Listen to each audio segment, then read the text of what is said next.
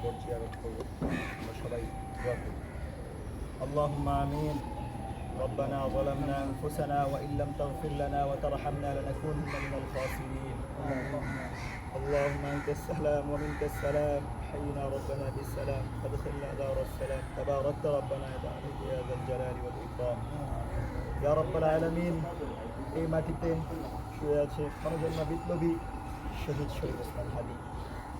তিনি বাংলাদেশের জনগণকে আজাদির আন্দোলনের শিক্ষা দিয়েছিলেন, যিনি বাংলাদেশের জনগণকে গুম খুনের বিরুদ্ধে কীভাবে লড়তে হয় সেই শিক্ষা দিয়েছিলেন। আজকে সেই বিপ্লবী আমাদের মাঝে নাই। আল্লাহ তুমি সেই বিপ্লবীকে জান্নাতুল ফিরদাউসের সর্বোচ্চ মাকাম দান করে দাও।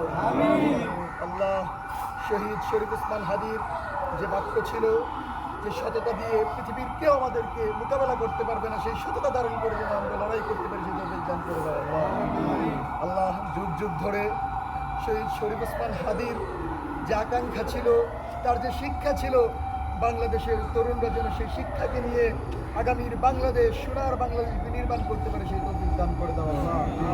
আল্লাহ, তাকে যারা হত্যা করেছে সেই নরপিশাচদেরকে যেন আমরা প্রকাশ্যে ফাঁসির দড়িতে ঝুলতে দেখি সেই হিম্মত দান করে দাও।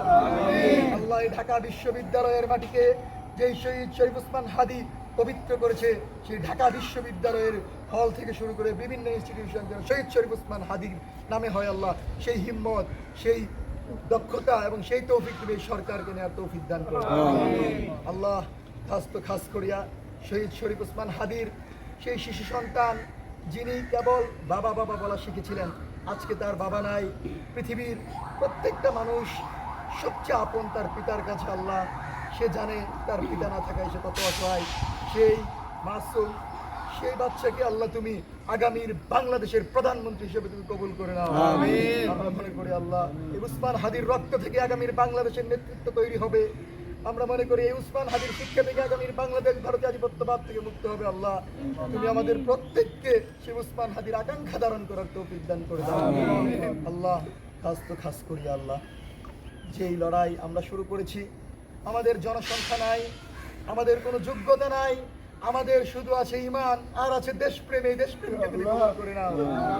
আল্লাহ, আমরা আজকে খুবই অল্প সংখ্যক নগণ্য আমরা দাঁড়িয়েছি, কিন্তু আমরা বিশ্বাস করি সেই শহীদের আত্মা এবং ফেরেশতারা আমাদেরকে সহযোগিতা করছে। সেই সহযোগিতার মতো বদরের মতো আবারও আমাদেরকে চূড়ান্ত বিজয় দান করে দেওয়া। আল্লাহ, এই মাটিতে যেই শহীদ শরীফ ওসমান হাদী শুয়ে আছেন, সেই শরীফ ওসমান হাদীর যে সৈনিকেরা আজও বাংলার জমিনে একটা ইনসাফ, একটা ন্যূনতম ইনসাফের রাষ্ট্র প্রতিষ্ঠার লড়াই করছে। আল্লাহ, সেই সৈনিকদেরকে তুমি তোমার রহমতের চাদরে, নিরাপত্তার চাদরে আবৃত করে দাও।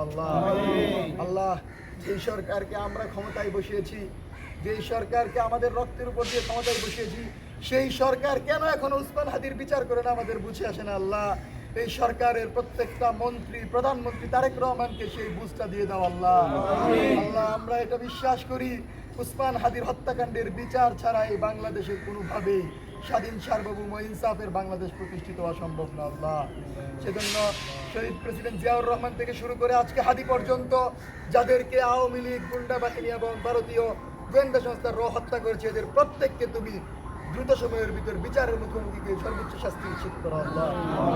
আল্লাহ, আমরা যারা দাঁড়িয়েছি, আল্লাহ, আমাদের একটাই লক্ষ্য, পৃথিবীর সকল সম্পদের বিনিময়ে যেন আমাদেরকে কেউ কিনতে না পারে সেই পরিমাণ ঈমান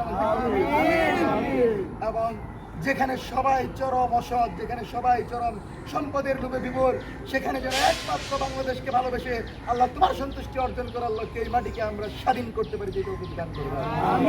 আল্লাহ, সবচেয়ে বেশি তোমার কাছে একটাই চাওয়া, আমাদের মাধ্যমে যেন এই বাংলাদেশের এক বিন্দু পরিমাণ ক্ষতি না হয়, বরং দিল্লির আধিপত্যবাদকে রুখে দিয়ে এদেশের প্রতি ইঞ্চি মাটি রক্ষা করার জন্য আমাদের এই তরুণরা যেন ভূমিকা রাখতে পারে সেই তৌফিক দান করে দাও। সর্বোপরি আজকে ওসমান হাদীর জন্মবার্ষিকী উপলক্ষে আমাদের যে আয়োজন, একটাই কারণ আল্লাহ,